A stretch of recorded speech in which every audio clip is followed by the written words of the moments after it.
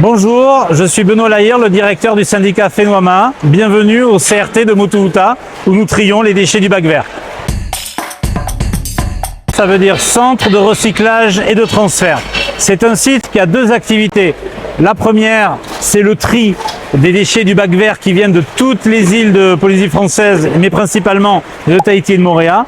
Et le deuxième enjeu de ce centre, c'est un transfert qui permet aux bacs gris des communes limitrophes de Papeete, Pirée, Aroué, Mahina de venir ici au plus près pour qu'ensuite les camions amènent ces déchets au CET de Payoro.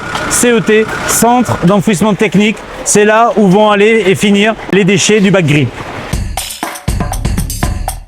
Ce sont les déchets du bac gris, malheureusement je dirais, puisque c'est eux qui représentent au moins 80% de la masse des déchets. La catégorie des déchets la plus importante, je dirais que c'est les ordures ménagères constituées de déchets organiques que l'on peut composter. Donc il y a toujours une solution, mais il faut s'en donner les moyens.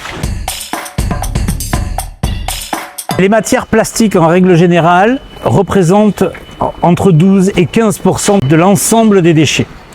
Et si l'on va vraiment chercher la partie propre aux vaisselles plastiques à usage unique, c'est peut-être entre 4 et 6% de l'ensemble des déchets. En fait, ce sont surtout des déchets inutiles que l'on peut gérer différemment grâce à des matières et à des objets permanents qu'on va arriver à nettoyer, à réutiliser, et comme ça, on ne va pas les jeter.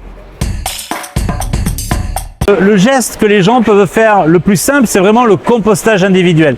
On a la chance d'avoir une végétation généreuse, donc on a beaucoup de déchets verts généralement dans les jardins et les gens savent faire le compostage avec les déchets verts.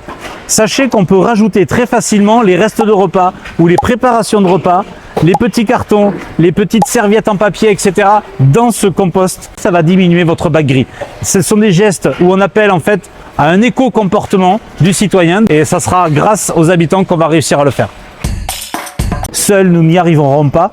Ici, nous étions dans la chaîne de tri, comme je le dis habituellement. La chaîne de tri, elle commence à la maison, puis la commune, puis ici au centre de tri, puis derrière les transporteurs qui vont amener ces produits dans d'autres destinations pour en faire de nouveaux objets. Donc c'est aussi ça la chaîne de tri, c'est une solidarité environnementale.